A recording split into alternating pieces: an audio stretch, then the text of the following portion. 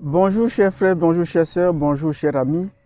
Je souhaite un bonjour, un bonsoir particulier à tous mes abonnés et à tous ceux qui vont s'abonner par la suite. Euh, Nous sommes en semaine, en fin de semaine, en week-end, et nous allons parler de l'actualité. Pour les semaines précédentes, l'actualité a été dominée par des activités, par des mouvements, des manifestations en Afrique du Sud. Et les conséquences sont en train de se répercuter. Ils ne doivent pas s'arrêter, à notre analyse, ils ne doivent pas s'arrêter à ce niveau parce que certaines décisions sont prises sur déjà le long terme. Et si vous voulez en savoir plus, je vous prie, pour ceux qui m'écoutent pour la première fois, de bien vouloir s'abonner, de cliquer sur la cloche de notification et surtout de laisser des commentaires pour faire signe que vous avez vu la vidéo jusqu'à la fin et surtout pour partager votre point de vue.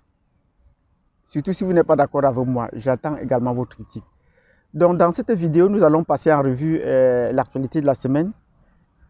Comme je disais tantôt, qui porte sur l'actualité en Afrique du Sud et ses répercussions à moyen et à long terme.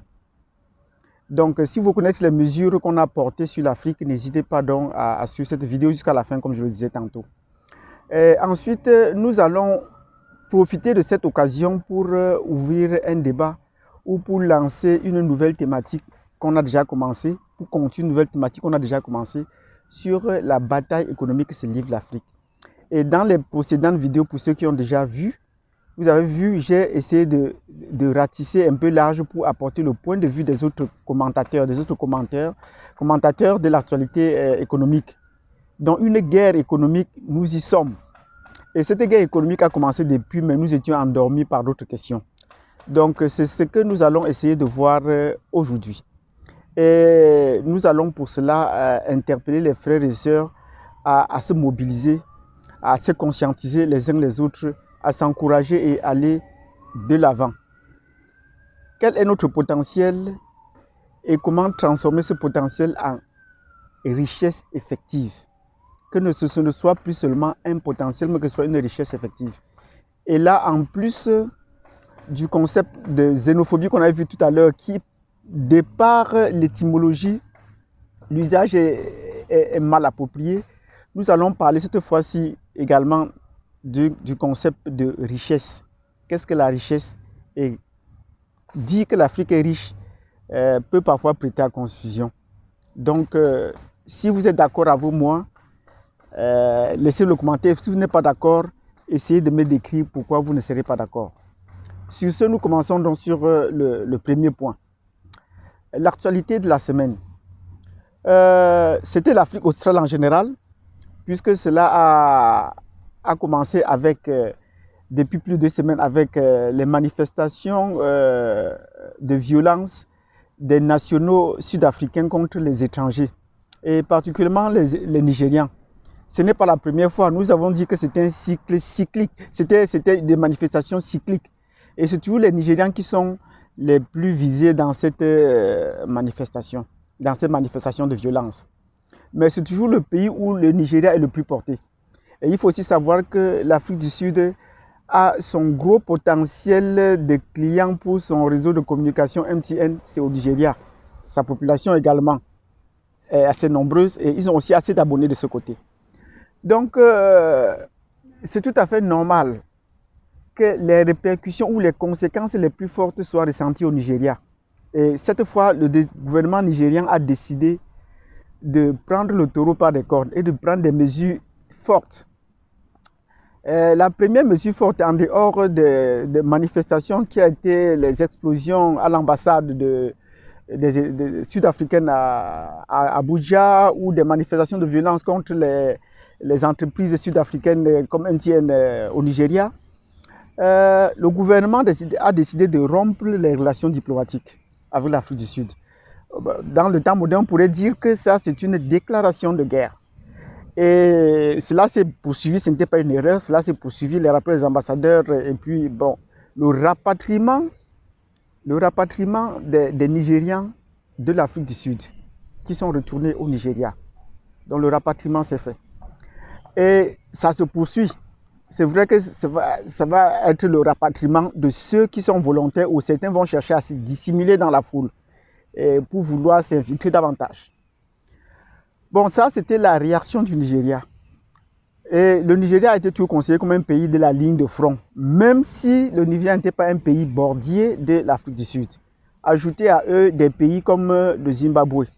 Et je parle du Zimbabwe parce que c'était un pays qui a soutenu ou qui a hébergé les combattants de l'ANC pendant la période forte de l'apartheid.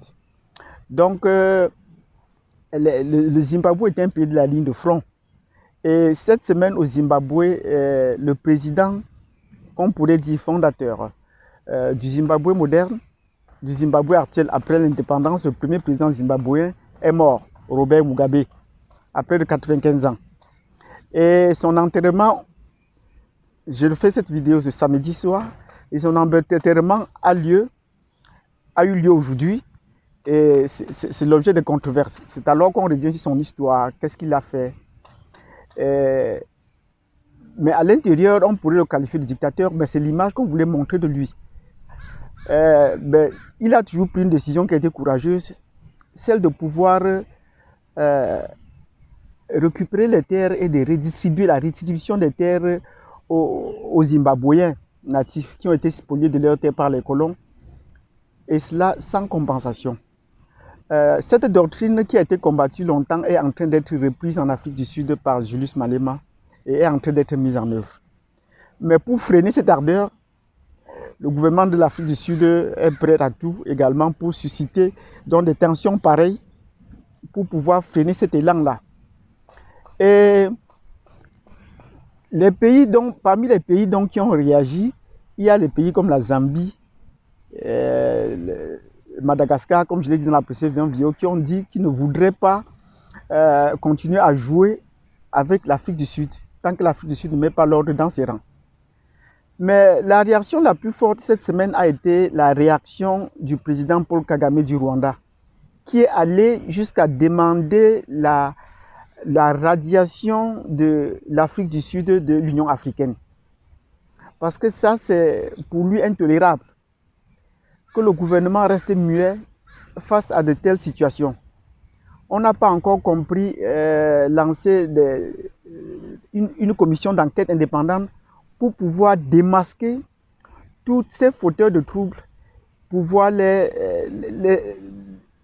neutraliser et les mettre hors d'état de nuire afin de dissuader tous les potentielles réactions qui pourraient venir plus tard contre les immigrants. On n'a pas vu cela. Le gouvernement s'est tardé de faire des communiqués laconiques et même aller jusqu'à dire que, comme l'ancien président Thabo Mbeki, même jusqu'à aller dire qu'il n'y a pas une xénophobie là-bas, qu'il n'y a pas une lutte contre les étrangers. Bon, on est dans la guerre politique pour la politique. Donc voilà ce qu'il y avait à retenir pour l'actualité de cette semaine. Est-ce que vous êtes d'accord avec le président Paul Kagame, qui également cette semaine a pris la décision de pouvoir aider les migrants, 30 000 migrants sur les 50 000 qui sont en souffrance sur les côtes de la Méditerranée, particulièrement en Libye. Dans une précédente vidéo, je vous avais parlé de l'esclavage. Dieu a envoyé son peuple en esclavage en Égypte. Et depuis lors, l'esclavage ne s'est pas arrêté. Les Européens ont pris sur eux de poursuivre cette mission parce que cela leur était profitable. Des gens qui devaient travailler pour eux, pour rien. Pour rien. Et aujourd'hui, ils travaillent à vil prix et c'est pareil, c'est insignifiant. Cet esclavage jusqu'à nos jours se poursuit. Et je vous l'ai dit, vous pouvez trouver les ressources, les références dans la Bible. Vous serez en esclavage jusqu'au moment où vous reconnaîtrez que je suis votre Dieu. Vous pourrez trouver cela dans la Bible. Et cela se retrouve effectivement de nos jours. Les Européens ont beau changer les noms, mais l'esclavage demeure dans sa forme la plus primaire. Parce qu'on vous dira, aujourd'hui nous croyons que nous sommes libres alors que nous ne sommes pas libres. Ben, parce que nous travaillons, mais même les esclaves, on les nourrissait, on leur donnait de quoi survivre. Ils considéraient leurs mesures, ils étaient à l'aise, ils avaient des familles, ils avaient des enfants, ils avaient de quoi survivre. Donc, aller au travail aujourd'hui, nous donner du travail ou nous permettre de nous déplacer dans un rayon limité, ne signifie pas que nous sommes libres. Nous ne sommes pas libres. de toutes les façons, nous sommes toujours sous-payés par rapport à nos collègues blancs. Nous sommes toujours sous-payés. Et les travaux manuels, pour l'essentiel sur la planète, reposent toujours sur la race noire. L'essentiel des travaux. J'ai été à l'aéroport de New York. Jusqu'aujourd'hui, à l'aéroport de New York, l'essentiel des porteurs, des bagages et tout ça, ce sont tous des Africains. Vous trouverez rarement un Européen entré dans ce genre de métier. Il y a très peu. On peut trouver un Européen sur 100. Mais l'essentiel, les femmes comme les hommes, c'est les nègres qui font encore ce travail de portage-là. Donc, l'essentiel du travail manuel est encore tenu par les Africains. Ça, c'est une parenthèse dans ce chapitre. Nous allons revenir sur l'esclavage pour dire que l'esclavage n'est pas encore terminé. Et mon point de vue est que nous soutenons, moi je soutiens le président Paul Kagame dans sa démarche de pouvoir aider les migrants. Il faudrait que les autres pays africains en suivent. De pouvoir aider les migrants. 10 000 sont déjà installés au Rwanda. Et il leur donne la possibilité donc de pouvoir s'installer là-bas et de pouvoir s'épanouir, de pouvoir trouver du travail, de s'épanouir. C'est comme ça qu'on pourra construire une Afrique nouvelle. Ça, c'était pour le premier point portant sur l'actualité. Le deuxième point, et qui vient toujours de ce premier point, c'est la guerre économique. Ce sujet m'a permis de mettre en lumière la guerre que nous sommes en train de mener. Nous avons, l'Afrique du Sud a mené une guerre politique contre l'apartheid avec le soutien des partenaires internationaux et des pays africains, et elle a réussi à remporter cette guerre. Aujourd'hui, on leur reconnaît le droit d'aller au vote et ils ont voté, et depuis 30 ans, ils sont au pouvoir. Depuis 1990, ils sont au pouvoir. Mais la race noire dans ces pays continue à être marginalisée, à être la plus pauvre et continue de s'appauvrir. Et on va justifier cela par tas de choses. On va justifier cela par tas de choses. Et on va vous dire que c'est parce qu'ils ne sont pas qualifiés, il n'y a pas assez de ressources pour eux.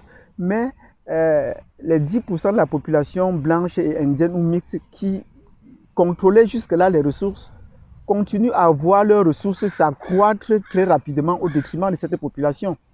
J'ai trouvé dans le speech de Julius Malema, j'aurai l'occasion dans les prochains montages de vous faire suivre ce speech-là, où il expliquait qu'il y a l'argent dans les banques sud-africaines, mais on ne veut pas l'investir pour engager les Sud-Africains, pour les mettre au travail.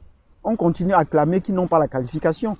Donc vous comprenez que c'est une guerre économique qu'on est en train de livrer. Et la guerre économique ne peut être, la guerre politique ne peut être effective sur le long terme que si on a un socle économique sur lequel on s'appuie pour pouvoir mener des actions à long terme. Donc la guerre économique est ouverte contre nous et il faudrait que nous en soyons conscients. Il faudrait qu'on s'organise. Pour remporter cette bataille économique, il faudrait qu'on s'organise. Vous voyez, la guerre contre la Chine, c'est une guerre économique. Et la Chine le sait effectivement. Lorsqu'on a attaqué la compagnie Huawei Téléphone pour espionnage, la Chine leur a répliqué, nous attendons que vous déposiez le dossier.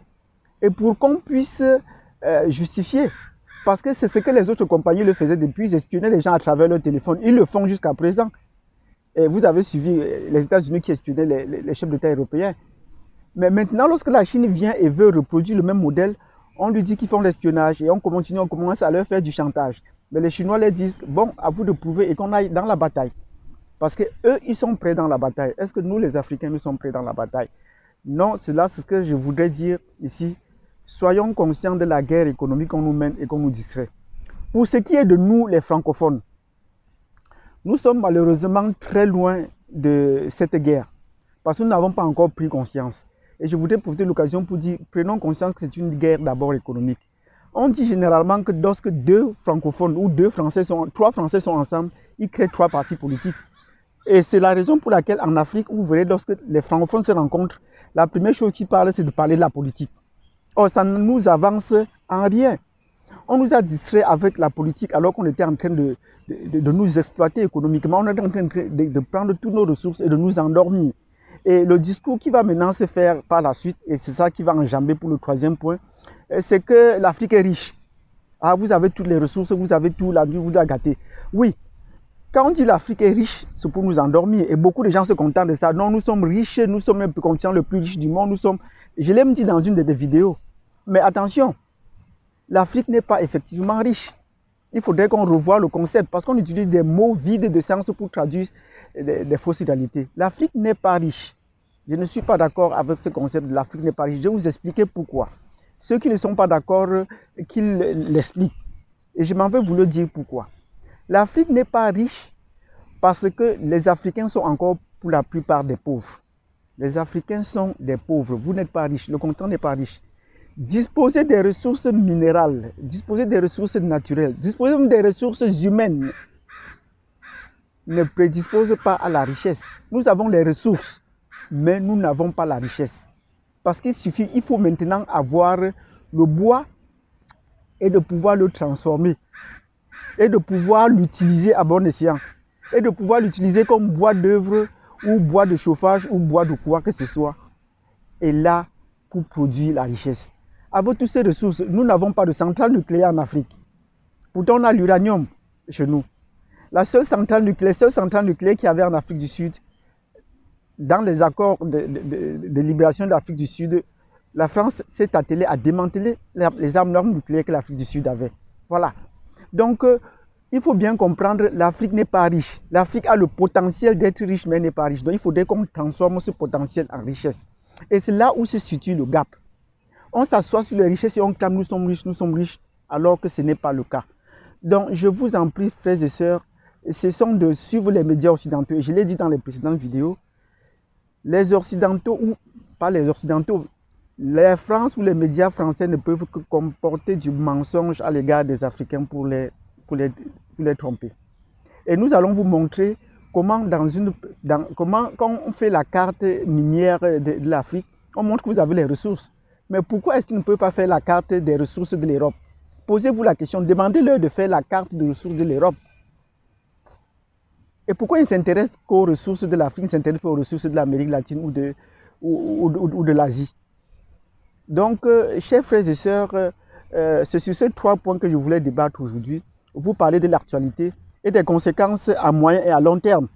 Donc, si vous êtes d'accord pour qu'on radie l'Afrique du Sud, dites-nous. Et si vous avez d'autres mesures, proposez-nous-en. Ça, c'était pour le premier point. Et le second point, effectivement, qui a porté sur la guerre économique, ben, il faudrait qu'on se prépare, qu'on se sensibilise et qu'on laisse les débats politiciens. Mobilisons-nous. Et c'est la raison pour laquelle je souhaite que les gens se mobilisent davantage sur cette chaîne pour les projets que nous avons lancés au départ. Si les gens ne sont pas au courant de ces projets, nous sommes prêts à les rappeler. C'est en étant mobilisés, c'est en étant ensemble qu'on pourra prendre conscience et soulever des thématiques qui nous sont propres. Donc, sur ce, je vous prie de passer un excellent week-end, de passer une excellente journée, de passer une excellente soirée. N'oubliez pas de partager cette vidéo. Partagez, invitez les gens à s'abonner pour qu'on puisse élargir le débat. Pour qu'on puisse élargir le débat et trouver des solutions nous-mêmes à nos problèmes qui nous concernent. Ne laissons plus tous les autres venir parler à notre place. Et la prochaine fois, nous allons essayer de faire le récapitulatif des études africaines qui sont faites sur nous. Et vous allez voir que tout cela passe carrément au-dessus, à côté de la plaque. Sur ce, je vous souhaite de passer une excellente soirée et à plus tard.